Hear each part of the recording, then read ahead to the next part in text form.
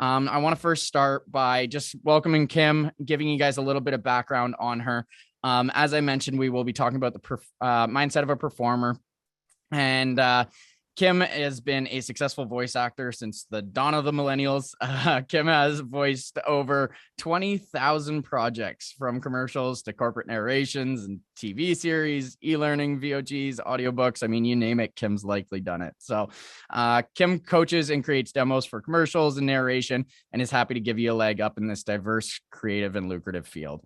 Not only has Kim won a SOVAS award, congratulations to Kim, but she has also worked with clients such as Airbnb, American Express, Apple, AT&T, Audi, 3M, and many, many more. So with that, I hope that gives you some justice of trying to capture you in just a couple minutes there. But welcome, Kim. Thank you for joining us. Thank you. Hello, everybody. Thank you for joining us today. I'm talking about the performance mindset for voiceover actors. And basically, I guess we'll start with what is a performer mindset. My fascination with this became crystallized when I started coaching, but I've been thinking about it a long time before that. When I started coaching, then I had to kind of go, what is it about voiceover that that I do that has helped me become successful, and how can I share that with others? And then in doing that, I thought there are other professions that do this, most notably business professionals and elite athletes also work with coaches. And so I thought there's a lot of overlap in those kinds of mindset things as well. And so basically, uh, what a performer mindset is the same as a business or an athlete mindset, and that is your mental outlook toward your profession and how it helps or hinders your success. A little Kim quote on what separates the bookers from the wannabes. I think it's, in my humble opinion, I think it's the combination of these three elements that lead to a voiceover talent being booked regularly: practice skills plus talent plus mindset. So mindset really is important. It's one of the things that separates those who succeed from those who fail. So let's take a look at career elements that are in your control, okay? Because there are a few. First of all, and again, this having to do with a performer mindset, these are all things you can control. Your work ethic. So this is your discipline, right? And again, we can kind of Venn diagram this between what do performers have in common with athletes. And we can say, okay, well, think of a performance like training in the gym, right? Your favorite tennis athlete or hockey or football athlete needs to put in the time, the sweat, the growth in order to be able to compete professionally, right? Of course, you should too as a voiceover actor. Another element in your control, your ability to polish your craft, knowing how to improve, what steps to take to get better. Another athlete reference, a swimmer a competitive swimmer doesn't just dive in the deep end and start dog paddling and figure they're going to make it to the Olympics. They need coaching from people who've been there, done that. So that's your ability to polish your craft. Your preparation to the work. This is different from your craft polishing. Your prep polishing is what I think of as, it's what do you do before you do the work? And the work is the audition or the gig. Okay, that's the work. This is an area where you can build an approach, something that you can do every day, every time before you face an audition or face a piece of work, that gets you into that mode, gets you into that feeling, that space, that moment, that headspace. Athletes do this, right? They have a pre-game routine. Back to swimmers, my daughter was a competitive swimmer when she was younger, and I would see all of these little athletes competing at a very high level, and they'd be jumping up and down and patting their arms and getting their blood moving, and they'd be focused. So this is having your own prep to the work that as that you do will also help you. And it's something that's in your control. We mentioned your tech, your sound chain, your studio. Kyle is a great resource. I've seen you on Voices YouTube videos, Kyle, and other info sources all over the Voices site can help. There are also many sound engineers who service our industry and us who can also help you control that element. And then we have your presence. These are your marketing assets. So that's your platform presence on Voices, your demos. There's lots of helpful material on how to best fill out and complete your profile. And of course, your demos should be professionally produced because you are competing with others that are also having them professionally produced. So it's like, you walking into a brick and mortar store and seeing a store that has a beautiful layout and it's like their samples are on a nice display versus walking into something where it's like, it's not well put together and you feel it right away and you kind of just leave, right? It's the same thing with your demo. Take a professional approach to that. That's in your control. Your comms, your communications, this is in your control. These are your relationships that you're building with Voices staff, with the managers, and with any client that is seeking a voice on the site. You want so the little letter, the little communication that you fill out is a really great opportunity for you to be respectful and to be quick and to get to the point. And that's something that you can work on to be able to make sure you're doing well with that. Moving on to the seventh thing in your control, your attitude about the process. So again, looking at someone who's a startup in a business or an athlete, do they expect to go to the Olympics right away? No, they don't. They know it's going to take a certain amount of time. And so should you. Have respect for this profession. Know that it will take time. You will not be an overnight success, but you might be a success at a certain amount of time. But so you have to do certain things to be able to get to that point.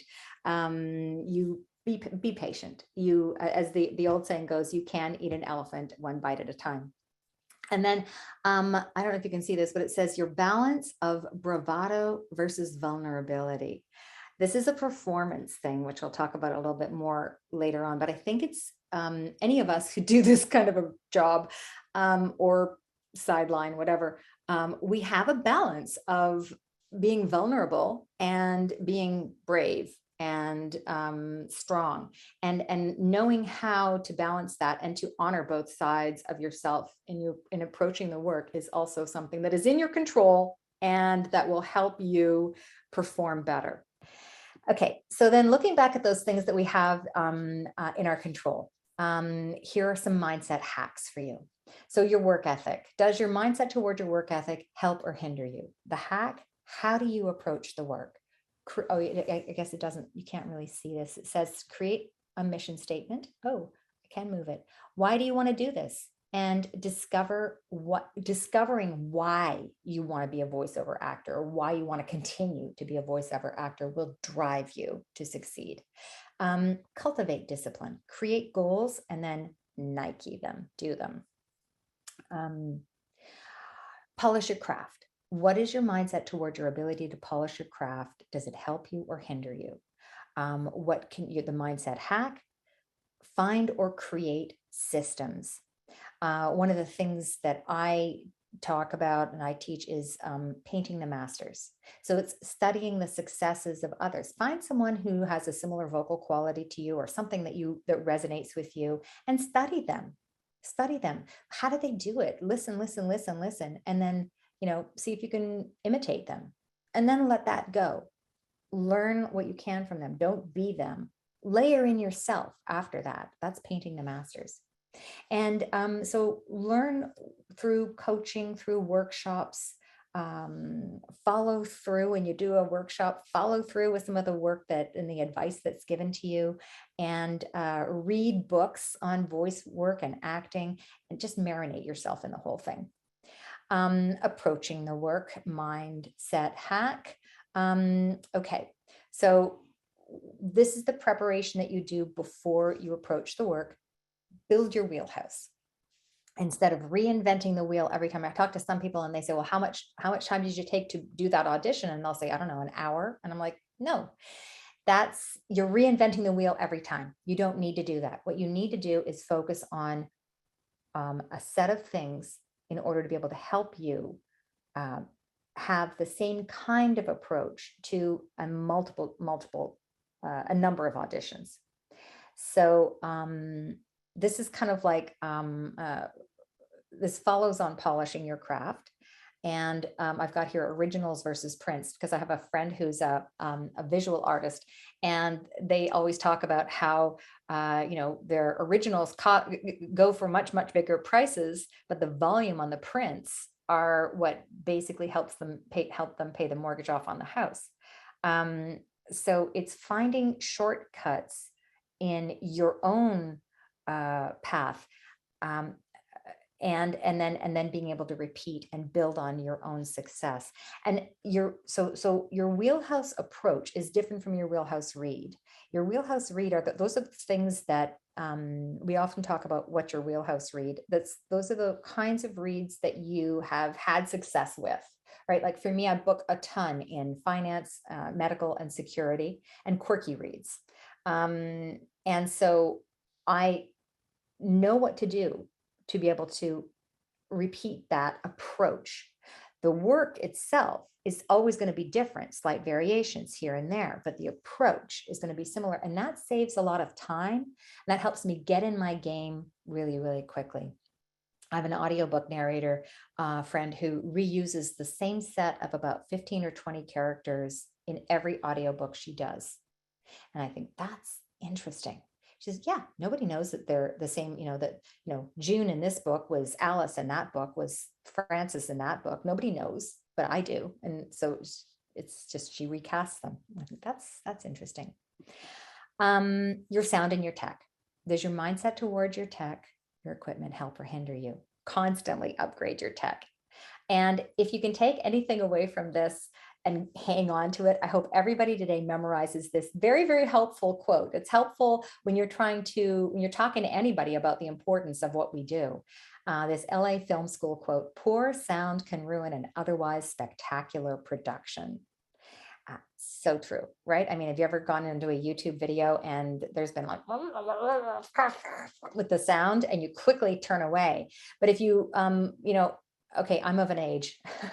So in the old days, when I was a little kid, we watched TV and there'd be that kind of vertical flip screen thing on the TV screen, and it would go flip, flip, flip, flip, flip. We didn't care. We would sit and listen to Mickey Mouse or whatever it was that we were listening to, because that was more important to us than the visual. Don't let a very fixable element limit your success. We actually just had that in practice. I feel free, guys, to check out our Mission Audition episodes, but we actually just had that exact kind of breakdown there of, a spectacular, performance, and unfortunately didn't carry the weight due to, an unfortunate, slight variation in their technical ability and their sound. So we saw that play out in real time as Kim was casting. That was the decision splitter. She went with another voice actor because she knew that she could count on the sound quality and she could work with her performance, rather than not being able to count on the technical side and the sound quality, because that's a lot harder for, a caster to work with, as they are oftentimes not sound engineers themselves. Yeah. And little plug for Mission Audition. Anybody listening who has not checked that out, that is, I think, one of the most valuable assets on the Voices website in terms of support for us. Mission Audition is a chance for you to hear and see what coaches and Kyle and the other staff think about when they're casting, and having that information is invaluable. Okay. Marketing presence. Just two more, I think I have in this. Oh, a couple more. Okay, I'm going to go quick because we're running out of time. Does your mindset toward marketing help or hinder you? Always think of your client. One of my favorite marketing gurus is Seth Godin, and he always says, be remarkable in their eyes, not yours, like your client's eyes. So I say be remarkable in their ears. And what remarkable is decided by the market, not by you. So understand and study the market. and you want to wake up every morning or approach every audition to thinking about your client, thinking about the person who wants to hire you, and think, what can I do to make this easy for them to pick me? And also it's the same thing with your presence on the site. What can you do to make it easy for them to select you in terms of your headshot and your all your other marketing assets, including your demos? Your communications, the mindset hack for here: imagine the client is in the room with you. You would never have a client, ask you a question and wait 3 days to answer them if they were in the room with you, right? You'd answer them right away. So be respectful of their time, their concerns, reassure them, be honest, and manage their expectations. Confirm the details with them. If you can't deliver it to them right away, tell them when you can. Check back. Be a good time. Before this whole online world evolved, I had a good 20 years, 25 years in the industry where I did phenomenally well because I was always on time, could deliver what they wanted, was fun and a little bit, just enough fun to be with, where it was a little bit of, pleasant for everyone, but not distracting and crazy off the wall. So you can do that. And then your attitude about the process, does that help or hinder you? I have the mindset hack for there is I'm sharing with you one of the things that it's been a mantra for me for 40 years or more. Whatever you can conceive and believe, you can achieve. You can do this by, if it's not happening right away, self-examine. Examine yourself. Work through what is holding you back or what is working, and build on your success. As a young performer, I had a really hard time with dark characters. And that had to do, I found out, because I had to work through it, I found out it had to do with when I was a child, I was going through some drama that where I was ignoring pain in my life. Everything was fine. Everything was great. I was ignoring the pain. So as a performer, that meant that I was only attracted to the light, bubbly, happy roles, and some of the dark, juicy ones that I kind of aspired to, I just couldn't do until I removed and worked through that psychological block that I had in myself. And then I could go and I could play the killers, and it was fun. And then, your attitude about the process, let go of the outcome and be thankful for the wins. And lastly, that meant that balance of bravado to vulnerability that I mentioned. This profession takes courage, and it also takes humility. The courage is being brave and just taking the leap and diving into it. And the vulnerability is think about the heroes that you love in film and TV and books and whatnot. Our favorite heroes and heroines are brave, but they also let us see their own broken bits. We identify with that as humans. We want to see the bumps and the warts. In my favorite book on film writing, Save the Cat by Blake Snyder, he talks about a horrible villain at the beginning of a movie who's like killing people and machine guns and blah, blah, blah, blah, and explosions. And then there's we think he's the bad guy. And then we see a Mack truck bearing down on a kitten, and he runs out and he grabs and saves that cat. And the act of saving the cat shows us his vulnerability, and we switch our minds around and we start to identify and cheer for him. He is our underdog hero who's going to change. That vulnerability, that humanity is what we want to bring to your work. That is my presentation on performer mindset. This is my website if you ever want to get in touch with me. And I'm going to stop sharing and go back to Kyle. That is amazing. Thank you. Thank you very much for kind of the background and just, kind of really taking a step back from, just looking at a script and chatting there. And there's just so much more that goes into becoming an actor or actress of your status. And a lot of times I think it gets overlooked, and we focus on the nitty gritty of, the technical. And, it's so important to, look at the other attributes that can create or promote you to an area, to lean into your best self. So thank you very much, Kim. Appreciate it. Sure. My pleasure. I appreciate the opportunity to share, and I'm really happy that people tuned in. That's awesome. And I'm seeing the chat blowing up. Everyone's loving it. So yeah, fantastic. Excellent. Very well I'm so glad. received. Voices.